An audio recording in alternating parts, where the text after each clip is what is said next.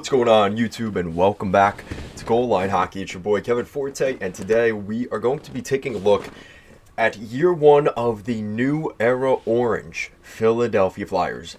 It was a hell of a season for the Flyers. It was a roller coaster of emotions, and most teams around the league have that type of feeling. But for the Flyers, what's weird about the Flyers this season is if you told me on opening night of the regular season that the Flyers would have the record they have, they'd be in the standings where they are, with the amount of points that they have, I think 90% of people would be like, okay, I think that's a pretty good season for the Flyers, considering they've been a bottom 10, bottom feeder for the past 2-3 years, or one of those teams that just misses the playoffs. This is a Flyers team like, okay, we're seeing some potential here. But it's the way that the Flyers did it this year that I think a lot of Flyers fans and the players will probably be looking this summer and saying to themselves, that was a missed opportunity. And we're going to discuss some of that today and kind of the future of the Flyers, what we heard from Danny Briere and John Tortorella at the kind of the breakup day press conference from both of those guys. So we have a lot to discuss. So let's just get right into it because there's a lot to cover today on the Philadelphia Flyers. So I tried breaking this down from really, looking at it from the Flyers' perspective in terms of the negative, because I think starting with the negative and then easing our way toward the positive is a better way, right? I want to end it on a good note. And the opportunity, I think, to looking ahead, I think the future is bright for the Flyers, all things considered. So that's kind of where we're going to lead to. But I want to start off with, really what's, like I said, it's an utter collapse. I mean, there's no other way to describe it. A lot of Flyers fans had hope. You look back in November and really the beginning of December when the Rangers took the division. Up to that point, the Flyers were first in the Metropolitan Division for a large amount of this season. And like I said, I think that's what hurts too, is they played so well. And it looked like in December they were going to punch their ticket to the playoffs as long as they could go 500 the rest of the way. We get to the trade deadline, they're hanging on for dear life, but they're still in a playoff spot. They had a couple of really tough games that they won, and it was like, all right, they should make the playoffs. And the remainder of that schedule looked fairly easy. They had a couple games against Chicago, Columbus, and you're thinking to yourself, hey, listen, the destiny is still in the Flyers' hands if they could win those games that they are supposed to win. But we all know how that went. They didn't win those games. And they had a couple of really brutal games in the end that really put the nail in the coffin. Like 7 or 8 goals they gave up against the Montreal Canadiens. And Fedotov came in as relief. That was a horrible game. The Columbus Blue Jackets game, they gave up a touchdown. I thought we were playing at Ohio State in that game because they gave up 7. Not good enough.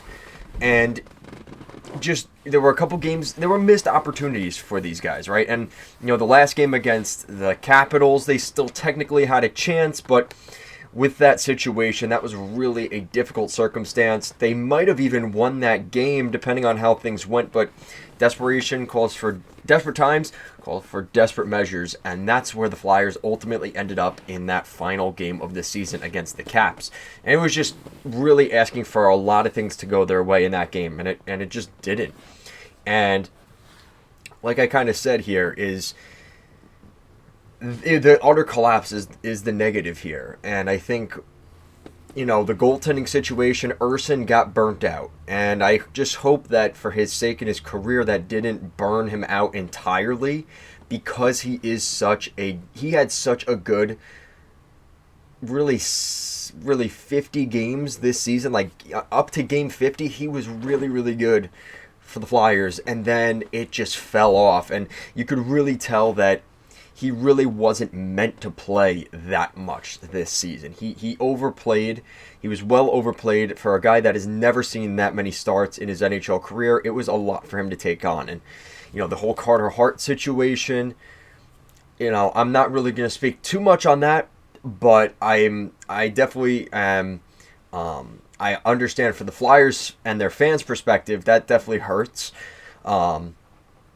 So, now kind of going into the more positive, because it's so easy to look back this summer, and I'm sure you guys are going to do that a lot, is, what could have been, right? If we beat the Blackhawks or the Blue Jackets in two of those matchups against the Blue Jackets, or, that game against Montreal, they weren't even a good team at that point. And, they had some games against the Islanders earlier on, and they're one of the teams they were vying for a playoff spot. And how things could have changed with that game early on in the losing streak. It just felt like they had opportunities. And then this is kind of leaning toward the positives, because, they lost to teams that were non-playoff teams. They lost to one of the easier schedules down the stretch.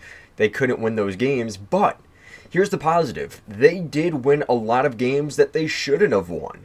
And that is maybe the silver lining here, is the fact that there are a lot of guys on the Flyers that showed a ton of potential. They won against some tough teams. Down the stretch, they beat the Rangers, the red-hot President's Trophy Rangers at Madison Square Garden, basically embarrassing them. That was a really solid game for the Flyers, and something that they could definitely build on for next season. I think the other thing, too, when you consider, and we'll look at this now, considering some of the younger players in the lineup. I mean, this is another positive too. I mean, look at this lineup on the final game of the season. Tortorella definitely was messing around with the lines. You got Ryan Poehling, Tyson Foerster, Travis Konecny as your top line. Then you got Owen Tippett, Morgan Frost, and Bobby Brink. Third line, you got Noah Cates, Sean Couturier, Garnet Hathaway. Fourth line, Joel Farabee, Scott Lawton, and Cam Atkinson.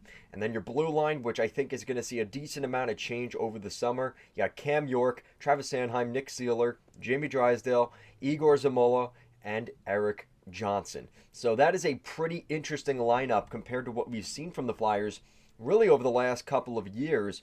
And I don't expect that to be the roster next season. I think that's a good thing for the Flyers, because if they barely made the playoffs with this roster, well, what are they going to do when the roster gets a lot better? I think that's a positive for this team. And when you look overall, the depth of the Flyers isn't too bad either. They got a decent amount of depth scoring. And looking at the lines here, right? You got a 20-goal season for Tyson Foerster, really solid. Konecny with a 33-goal season, not too bad. Considering the injuries for Couturier, 38 points, that's one you really wanted to see more from. Couturier had a tough season this year, no doubt about it. 41 points for Morgan Frost, that is promising. You want to see more points there, but like I said, I'm not overly concerned about Frost's development there. 53 points for Tippett, right? Almost a 30-goal season for him. I definitely expect a 30-goal season at least for Tippett as he kind of continues to grow. And you saw a little bit from the depth guys like Bobby Brink and Noah Cates. And those are all things that are very positive for this team. And even looking at the fourth line, which, again, is Farabee a fourth-line player? No, but he had a 50-point season this year. Scott Lawton, almost a 40-point season, 39 points. So those are the things where it's very easy to be negative, and Couturier didn't have a good season, and the goaltending fell apart. But overall, the team itself has a lot of good things about it. And I think the most important thing, which a lot of people are kind of talking about with Tortorella, is did the team lose faith, or did the message run stale with Tortorella? And I do not think that's the case. I think a lot of people are saying that out there, creating that narrative, and maybe you guys disagree with me, let me know down below, but I do not for a second believe Tortorella has lost that room. Now, I believe there could be an issue there with Couturier, especially with the way things ended. And even Tortorella came out in the press conference at the end of the season and said, him and Couturier had a lot of disagreements. So it's not the most shocking thing in the world.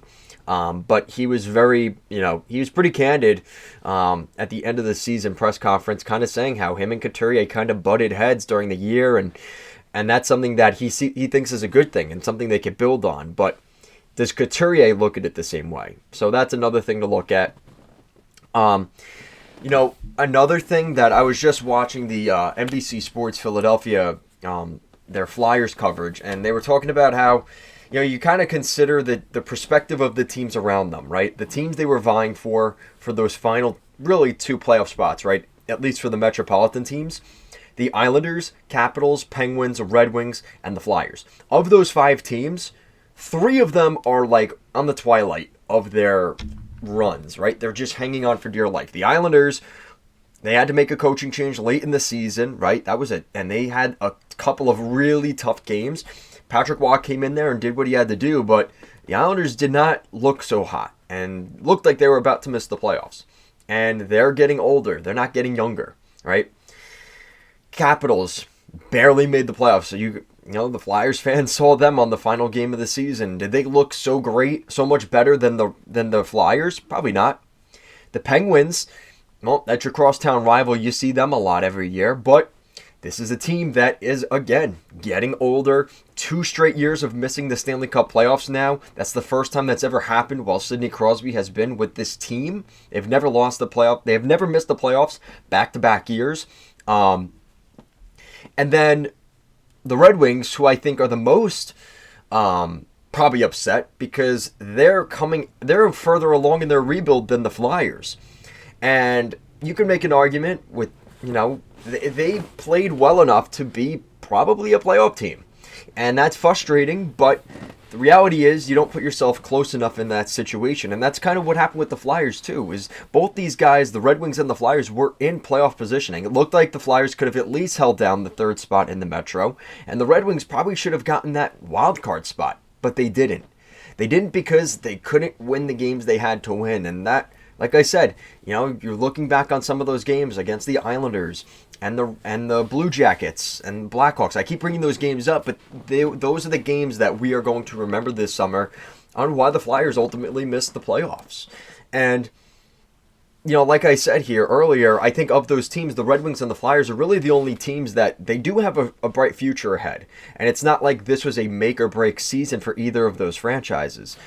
But I think what Tortorella said really well is there was a lack of urgency from the Flyers, and sort of the sense of they were maybe too complacent, and they started playing a little bit better once they were kind of chasing. And Tortorella said that down the stretch too, was, you know, maybe it's a good thing that we're out of the playoffs because now it's more so like the chasing sometimes is better than being the chased, and the psychological warfare, maybe it's easier for the Flyers just to be the team chasing, but ultimately it just didn't work, and it was too little too late for the Flyers in that scenario. But I think Tortorella learned a lot about this team down the stretch with who could play, who was playing well, who didn't play well, who showed up when the lights are brightest.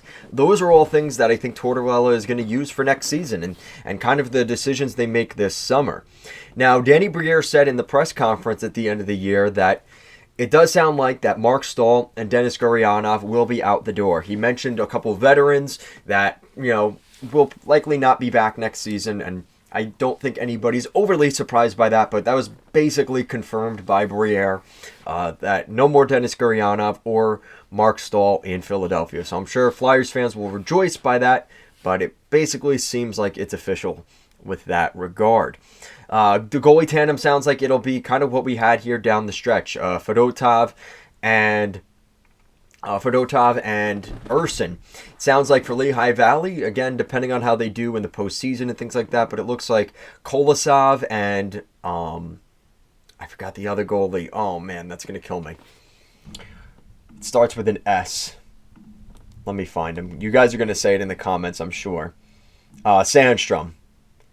So Kolosov and Sandstrom will be back next year. And they also do have Cal Peterson, but I'm not really sure what they're going to do with that because he is a $5 million dead cap hit right now. So whatever happens with that, we'll see. Sandstrom is an RFA or a UFA this summer, so he might be done in Philadelphia. So maybe they just keep that. It's Cal Peterson and Kolosov next season. And then obviously you have the young guys, right? The guys that are already on the team, right? The more developed, like Tippett and Frost and Noah Cates. But then you have some of the younger guys, Bobby Brink, right? Who came in late. I think that's very exciting. And then the future, right? Oliver Bonk, Matvei Michkov. Those are really promising players for the Flyers. And you want to talk about a good draft and maybe have the pick that they have. They actually are in a pretty good position because I think they need another defenseman here. That's part of the reason they went out and got Drysdale. I think another defenseman in this year's draft would do a world of wonders for the Philadelphia Flyers. This is a very deep, at least in the first round, a very deep defensive draft, and they could get a very solid, potentially top 2, but a top 4 defenseman in this year's draft to kind of beef up that blue line prospect pool, right? And as good as Yegor Zamula kind of looked down the stretch, he needs a couple more years to develop. And again, Briere kind of said that in the press conference, was he might start the season in Lehigh Valley and try and develop a little bit more. But there's promise there. If they get somebody in the draft here, another guy to help develop. So I think the Flyers are in the right direction. It's frustrating because, like I said in the beginning of the video, it's more so the way that this team missed the playoffs. It's not that they missed, it's how you do it. If they weren't in first place back in November and they weren't looking like a legit playoff team, and Sam Ersson coming out of the scene playing well and this and that, then we don't know what happens here. But shoulda, woulda, coulda. The season's over. The Flyers missed the playoffs. And like I said, you know what? This is a team that is not meant to win now. They're not in win now mode. They're not going to sacrifice the next couple of years' futures to make the playoffs this year. It would have made sense for the Flyers to do that. It's good they had a competitive season. They were playing meaningful games basically the whole year. I think that's a good thing for the Flyers to build off of. Some of the younger guys to use as motivation into the summer. I know Tortorella is going to get better as a coach. He's going to reevaluate himself and say, listen, what could I have done better? I think those are all around good things for the Philadelphia Flyers. And, maybe we'll see a little bit more from Joel Farabee and Tyson Forster next season, because I think those guys are going to continue to develop. They had decent seasons this year to use as like a bridge from kind of that younger rookie player to becoming a legitimate NHL player. And, for guys like Joel Farabee, it's taken a little bit longer than I think, everyone has hoped. But that doesn't mean it's the end yet for Farabee, and I think there is still something left in the tank for him. I think a fresh new season will be the best thing for guys like that, and hopefully he's able to get off the schneid and kind of pick his game up and become that top 6 scoring sniper that the Flyers have hoped for. And then you add that alongside some of the guys I mentioned, like I said, like a Matvei Michkov, adding help with Oliver Bonk. I think those guys are really... Again, it's frustrating because you don't want to keep talking about the future, right? That sounds like 2 or 3 years away, but 2 or 3 years is going to go by very quickly. And if this team's already competing the way they are, plus you add those guys into the mix and whoever they add in the draft this year, you're only going to be that much better. So that's going to do it for today's video, guys. Hopefully I was able to end it on a better note. I love the Flyers fans. You guys are always awesome. I love the building over there. I've gone there twice over the last 2 years. I really enjoy Philadelphia, and I'd love to see a playoff game there someday. The environment hasn't been the best when I have been there, but I can only imagine, just looking at the fan base and looking at that building, I can only imagine for a meaningful playoff game down the stretch. I can only imagine what spring hockey is like there at Wells Fargo Arena, but hopefully next year, right? So that's going to do it for today, guys. Thank you so much for watching this video, and I will see you again next time. Peace out, guys.